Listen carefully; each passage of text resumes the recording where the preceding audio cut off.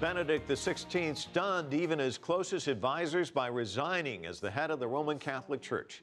The 85-year-old pontiff says he no longer has the mental and physical strength to run the church through a period of major crisis. He'll step down at the end of this month. His is the first papal abdication in nearly 700 years. The Vatican says it expects a new pope will be elected before Easter. Speculation has already begun over a likely successor. 40% of all Catholics are in Latin America, and cardinals from Brazil, Mexico, and Argentina are among the possible contenders. We have team coverage. John Holman is in Mexico City with reaction there, and Philip Willen is in Rome, where we begin. And Philip, this is remarkable, almost unheard of in the Roman Catholic Church. What's behind the Pope's decision? Well, it still remains fairly mysterious. The Vatican has insisted that there's no specific illness that has prompted this decision, but the Pope has indicated that he's tired. He clearly has been suffering from arthritis and having difficulty walking recently. But I think it may also be a spiritual tiredness and a lack of confidence in his mental abilities. We can go now to his surprise announcement earlier today. Today's world, subject to so many rapid changes and shaken by questions of deep relevance for the life of faith, in order to govern the bark of St. Peter and proclaim the gospel, both strength of mind and body are necessary. Strength which in the last few months has deteriorated in me to the extent that I have had to recognize my incapacity to adequately fulfill the ministry entrusted to me.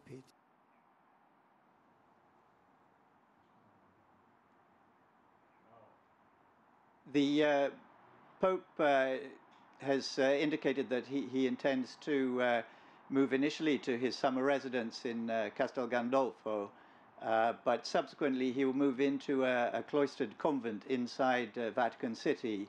And it seems his intention is to withdraw really from active life and devote himself to a life of prayer and contemplation. Philip, even in that video there, he looks feeble, looks tired. How is the Vatican responding to all of this? What's next?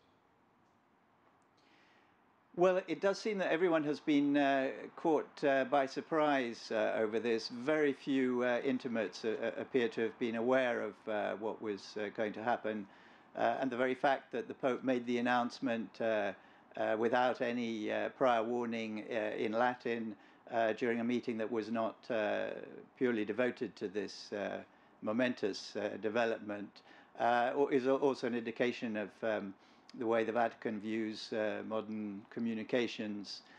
Clearly, though, the Vatican authorities now will be looking at who would be the best candidate of the 118 cardinals who will go into the conclave.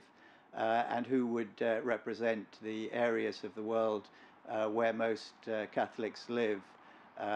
The question will be whether they want someone who represents political sophistication and financial knowledge, or someone who is a real representative of the people in the developing world where the bulk of Catholics now live. Well, Philip, we're going to leave it there. Thanks so much, Philip Willen, live for us in Rome. Let's move now to Mexico, where our correspondent John Holman is standing by. John, what's the reaction there in Mexico to this announcement? Well, about 88% of Mexicans are Roman Catholics, so obviously this is huge news here in Mexico. President Enrique Peña Nieto, in his Twitter account today, said that Benedict was a true friend of Mexico, and he's probably referring to the 2012 visit to Mexico that Benedict did, which included a huge open-air mass, the Pope donning a Mexican sombrero. So there are those positive aspects. There is a respect for Benedict, but also the scandal that hit the Church of sexual abuse happened on Benedict's watch, and this also affected Mexico, this scandal, quite deeply. So there is that negative aspect. And also many people here have a heartfelt devotion to John Paul II still, Benedict's predecessor, now obviously dead. So that in some ways has overshadowed all the way through Pope Benedict's time as the Pope, as you'll hear from some of the people that we talked to in Mexico City. I haven't really been paying attention to this Pope like with Pope John Paul II. He was worried for the people. Benedict XVI was more distant. If he resigned, it doesn't affect me. My faith is in Jesus. I'm Catholic, but I take from it what suits me best. I wasn't in favor of Benedict XVI. It was different with John Paul II. It was different. I felt like I grew up with him. But Benedict, I'm glad he resigned. So John, what are the challenges in Mexico and Latin America for the next Pope, would you say?